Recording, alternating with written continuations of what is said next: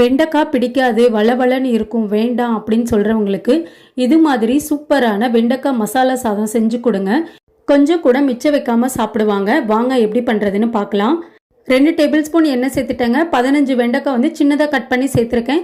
1/4 teaspoon மஞ்சத்தூள், 1/4 teaspoon மிளகுத்தூள், கொஞ்சமாக உப்பு சேர்த்துட்டு எண்ணெயில் நல்லா வதக்கி எடுத்துக்கலாங்க வெண்டைக்காயை.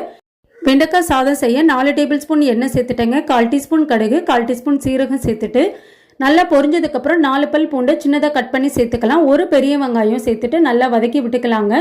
வெங்காயம் இந்த அளவுக்கு வதங்கினதுக்கப்புறம் மஞ்சத்தூள், மிளகாத்தூள், சாம்பார் தூள், மல்லித்தூள் சேர்த்துக்கலாங்க. தேவையான அளவு உப்பு சேர்த்துட்டு ஒரு 2லேருந்து 3 நிமிஷம் நல்லா பச்சை வாசனை போகிற அளவுக்கு வதக்கிக்கலாம்.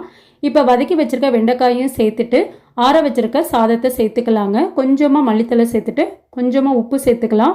இப்போ நல்லா மிக்ஸ் பண்ணி விட்டுக்கலாங்க. சுவையான வெண்டைக்காய் மசாலா சாதம் ரெடி. நீங்களும் ட்ரை பண்ணி பார்த்துட்டு எப்படி இருந்ததுன்னு